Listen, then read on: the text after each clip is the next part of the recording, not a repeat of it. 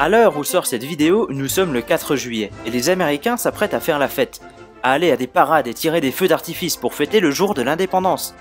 Mais qu'est-ce que c'est, le jour de l'indépendance? Car les États-Unis ne sont pas officiellement devenus indépendants un 4 juillet. Par ailleurs, la guerre pour l'indépendance ne s'est pas terminée un 4 juillet, et la révolution en général non plus. Ah oui, parce qu'il faut le préciser, la révolution américaine et la guerre pour l'indépendance ne sont pas les mêmes choses.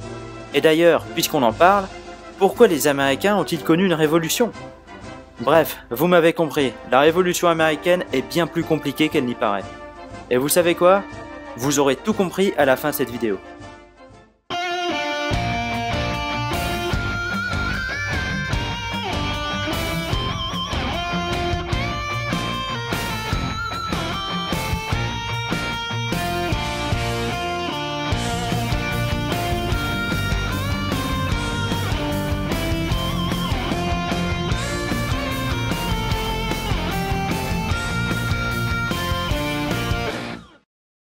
Commençons par contextualiser la situation. Au XVIIIe siècle, l'Empire britannique possède 13 colonies en Amérique du Nord, situées à l'est du territoire, dont les noms ne vous sont bien sûr pas inconnus, puisque la plupart sont devenus plus tard des États. Elles réunissaient plein d'ethnies différentes, avec évidemment une dominance britannique, mais aussi des Français, des Allemands, des Hollandais, etc. Et ils sont de plus en plus nombreux, ce qui explique que des tensions peuvent se créer. Nous allons commencer notre histoire en 1763, à la fin de la guerre de 7 ans. La guerre de 7 ans, on l'appelle souvent la vraie première guerre mondiale, parce que beaucoup de nations y ont participé. Mais si on se concentre sur le territoire nord-américain, parce que bon, c'est un peu le but de la chaîne, la guerre opposait les colons anglais aux colons français, qui eux occupaient la partie centrale du territoire et le nord. Donc finalement, les Français ont dû céder une partie de leurs terres aux Anglais, et l'autre partie à l'Espagne. Les Espagnols, quant à eux, ont dû céder la Floride.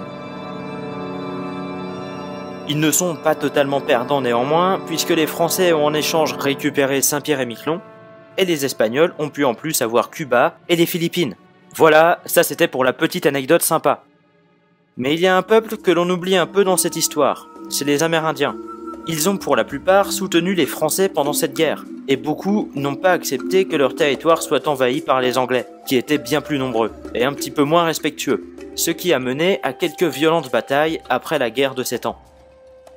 L'Angleterre crée alors la Proclamation Line, un genre de frontière qui empêche aux colons de s'étendre vers les terres amérindiennes. Les Anglais ne sont donc pas totalement gagnants, puisqu'ils ne pouvaient même pas coloniser les terres qu'ils venaient de récupérer. Notez ça, c'est important pour la suite. Ce qu'il y a donc à retenir de cette guerre, c'est qu'elle a coûté plusieurs millions de livres aux Britanniques, et qu'en plus, elle n'a presque servi à rien puisqu'ils ne peuvent même pas profiter des terres qu'ils venaient de gagner. La Grande-Bretagne ressort alors assez faible de ce conflit. Ainsi, pour renflouer les comptes, ils décident d'augmenter les taxes sur les produits importés dans les colonies, comme le sucre par exemple. Ils instaurent aussi le Stamp Act, consistant à imposer des timbres payants sur chaque papier imprimé, c'est-à-dire sur tous les journaux, sur toutes les lettres ou encore même sur les cartes de jeu, et vous vous doutez bien que cela n'a pas plu à certains. Le Stamp Act a donc été annulé après de multiples protestations. Mais le prix des taxes n'était pas ce qui embêtait le plus les colons. Ils en payaient déjà beaucoup avant, donc contrairement à ce que l'on a tendance à croire, le problème n'était pas vraiment qu'ils n'avaient pas envie de payer. En fait, ils étaient plutôt embêtés par le fait qu'il n'ait aucune représentation au Parlement anglais, donc ils n'avaient pas leur mot à dire sur ces décisions, d'où la célèbre phrase « No taxation without representation », donc pas de taxation sans représentation, en gros, vous avez compris. Ils n'avaient simplement pas envie de payer des taxes à un roi qui se trouvait à 5000 km de chez eux, et par qui ils ne sont même pas représentés. En plus de tout ça, ils avaient du mal à accepter la Proclamation Line, puisque eux aimeraient pouvoir coloniser les terres qu'ils avaient gagnées. Mais encore une fois, c'est le roi qui leur en interdit. C'est donc là le début d'une révolte des colons contre les Anglais. Il arrive qu'il y ait des émeutes. Par conséquent, le roi envoie des soldats par milliers pour faire régner l'ordre. Imaginez bien que les colons étaient pas très heureux de voir leur ville remplie de soldats. Le 5 mars 1770, à Boston, une émeute démarre entre les colons et les tuniques rouges. Les tuniques rouges, c'est comme ça qu'on appelait des soldats. Durant laquelle 5 personnes sont mortes et des soldats sont blessés. Ce jour est connu comme le massacre de Boston. Elle a fait le tour des colonies assez rapidement en tant que propagande anti-Grande-Bretagne dans certains journaux. ce qui fait réagir un peu tout le monde. Ainsi, toutes ces taxes sont annulées, à l'exception d'une, la taxe sur l'importation du thé. En vrai, cette taxe n'était pas si terrible, puisqu'elle a même permis une baisse du prix du thé. Mais vous voyez, c'est par principe en fait, on ne touche pas au thé. Du coup, le 16 décembre 1773, des colons, déguisés en indiens, se faisant appeler les fils de la liberté, jettent l'équivalent de plusieurs millions de dollars de thé à la mer pour protester contre ces taxes. On se souvient de ce jour comme la Boston Tea Party. Si ce nom vous dit quelque chose, c'est parce que ce nom a été repris par les républicains très conservateurs aujourd'hui.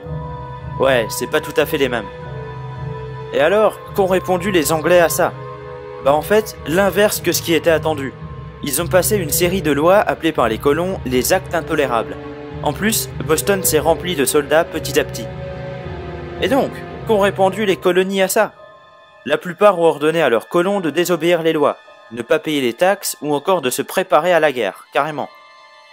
Je passe bien sûr beaucoup de détails, mais il faut en fait savoir, en gros, que pendant plusieurs années, beaucoup se sont alors rebellés contre le gouvernement britannique, ce qui a eu comme conséquence de créer une certaine identité américaine.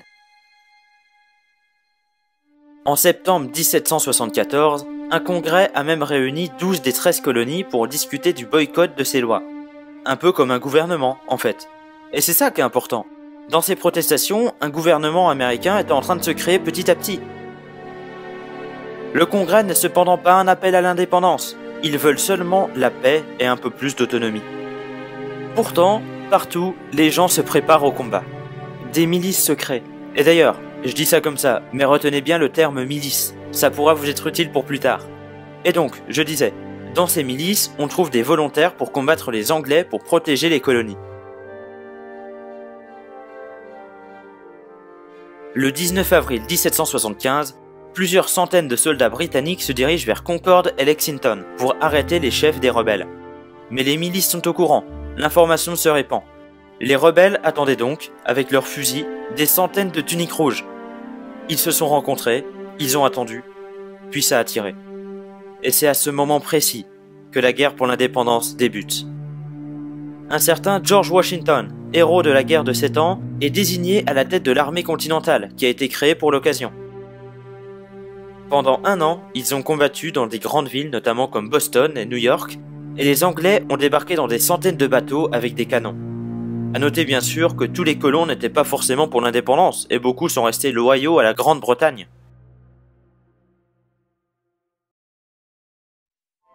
Le 2 juillet 1776, 50 délégués se réunissent à Philadelphie. Parmi eux, Benjamin Franklin, Thomas Jefferson et John Adams. Je ne vais pas vous faire leur biographie, mais je suis sûr que leurs noms vous disent quelque chose. Ils discutent alors de l'indépendance américaine. C'est pas nouveau ça en fait, ça fait 1 an qu'ils en parlent. Beaucoup pensent qu'ils n'ont aucune chance et n'y sont pas du tout favorables. Faut arrêter de croire que tout le monde voulait l'indépendance américaine. Mais, néanmoins, certains sont convaincus par le sujet. Et finalement, le 4 juillet 1776, on y arrive enfin. Ces délégués signent un document qui va changer l'histoire.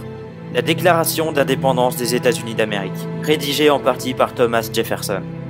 Elle est devenue célèbre et prône la liberté, l'égalité et la recherche du bonheur, avec des belles phrases comme « Il est tenu comme évident que tous les hommes sont créés égaux ».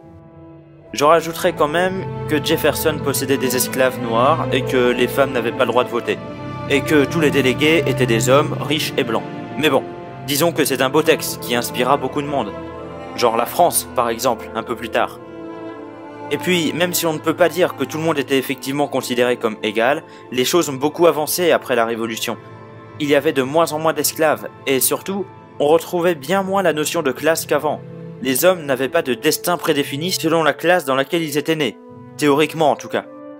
N'oublions donc pas qu'on est en pleine période des Lumières, ce texte était très philosophique et proposait des idées nouvelles, en plus bien sûr de se proclamer indépendant. Mais ils ne sont pas indépendants pour autant, et c'est pour cela qu'il faut bien distinguer la Révolution et la guerre de l'indépendance. La Révolution, c'est un tas d'actes politiques qui mènent à ce jour à l'indépendance américaine. Mais il ne suffit pas de se déclarer indépendant pour l'être. La guerre pour l'indépendance est donc la guerre qui a permis cette émancipation. Maintenant, Passons justement assez rapidement sur les détails de guerre. La stratégie des Anglais était d'occuper les villes pour obliger les colons de se rendre, ce qui n'était pas difficile puisqu'ils étaient largement plus nombreux. Le 12 juillet, on compte 400 bateaux anglais sur New York pour un total de 32 000 soldats. Ils tirent 2500 coups de canon en 1 heure. Le 20 septembre, New York brûle et beaucoup de rebelles sont mis en prison dans les cales des bateaux. 12 000 en sont morts, d'ailleurs il y a un mémorial à Brooklyn si ça vous intéresse. Les rebelles perdent beaucoup d'hommes, les Anglais sont contents. Mais du coup, les rebelles adoptent de nouvelles techniques. Ils n'attaquent plus directement mais utilisent la guérilla en se cachant dans les bois et en attaquant par surprise. Merci les Indiens, c'est eux qui l'auront appris. En plus, ils ont de nouvelles armes comme la baïonnette. Youpi, ils ont dû bien s'amuser. Mais c'est pas fini pour autant, les Britanniques sont largement dominants. Il ne faut pas oublier que là, on assiste à une guerre avec 5000 colons d'un côté et 50 000 soldats de l'autre, sans compter les Allemands qui accompagnent les Anglais et bien sûr les loyalistes. En plus, les colons ne vivent pas dans des superbes conditions. Il fait froid, ils n'ont pas toujours de chaussures, ils ont faim, certains chopent des maladies comme la variole, imaginez l'ambiance. Et bien sûr, beaucoup sont morts de ça. Et c'est là qu'intervient officiellement la France. Eh ouais les gars! Bah ouais, il faut une occasion de taper sur les Anglais, ils vont pas la manquer. Faut pas oublier qu'ils se sont fait laminer 15 ans avant. En plus, les Anglais sont des concurrents dans le commerce de l'import-export, donc ils voient une bonne occasion de les remplacer. Ils peuvent alors combattre sur mer, ce qui apporte une autre dimension à cette guerre. En plus, bien sûr, des milliers de soldats français combattant aux côtés de George Washington, mené par le comte de Rochambeau ou encore le marquis de Lafayette que vous connaissez sûrement. Et croyez-moi, cette aide est considérable. Les Anglais rigolaient beaucoup moins. C'est à Yorktown, en Virginie, à l'un des sièges les plus importants de l'armée britannique, que se déroule la dernière bataille de cette guerre en 1781. Elle dura 21 jours, jusqu'à ce que les Anglais capitulent.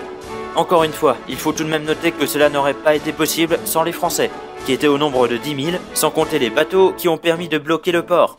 La guerre étant très impopulaire en Grande-Bretagne et coûtant bien trop cher, ils en ont marre et décident de se rendre. En 1783, la Grande-Bretagne reconnaît l'indépendance des États-Unis, après 6 ans de lutte et la mort de plus de 50 000 personnes. Ils cèdent alors leur territoire aux Américains, en conservant le Canada et en rendant la Floride à l'Espagne, ce qui mena à d'autres histoires. Les Français ont quant à eux reçu la reconnaissance éternelle de l'Amérique. Nous vous devons une reconnaissance éternelle. Par ailleurs, puisque l'on parle de la France, vous savez ce qu'il va se passer quelques années plus tard, et ce n'est pas un hasard. La Révolution française est bien sûr très inspirée de l'indépendance américaine. Pour l'anecdote, les colons avaient introduit leur nouveau drapeau en 1777, un peu après la déclaration de l'indépendance, avec 13 bandes représentant les 13 États et 13 étoiles.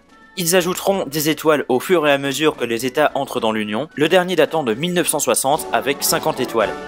Sachez qu'une 51e étoile devrait bientôt arriver après l'adhésion de Puerto Rico. En 1787, après des mois de débats, la Constitution américaine est signée à Philadelphie, commençant par la célèbre phrase « Nous le peuple », symbole de la démocratie américaine. C'est discutable évidemment, mais là n'est pas le sujet. Ce texte a changé l'histoire et il s'agit aujourd'hui d'une des plus anciennes constitutions qui soit encore en vigueur. Encore une fois, les Français s'en sont évidemment inspirés lors de la Révolution. Le 30 avril 1789, George Washington devient le premier président des États-Unis d'Amérique. En 1790, la capitale des États-Unis est créée en Virginie et porte, comme vous le savez, le nom du premier président, Washington, où sera construite 2 ans plus tard la fameuse Maison Blanche pour loger le président.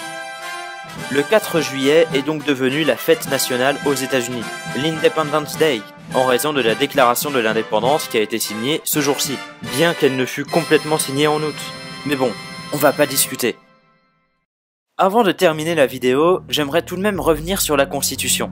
Un peu comme la déclaration de l'indépendance, les 10 premiers amendements concernent les droits de l'homme et les libertés individuelles. Après tout, c'était un peu le but de l'indépendance. Le premier amendement concerne la liberté d'expression et la liberté de la presse. Puis vient le second amendement. Ah, le second amendement. Vous savez quoi? Je vais vous lire la traduction. Une milice bien organisée étant nécessaire à la sécurité d'un État libre, le droit qu'a le peuple de détenir et de porter des armes ne sera pas transgressé. Ça a été écrit en 1787. Aujourd'hui, en 2016, on en débat encore tous les jours. On en discute le mois prochain? Allez, à la prochaine!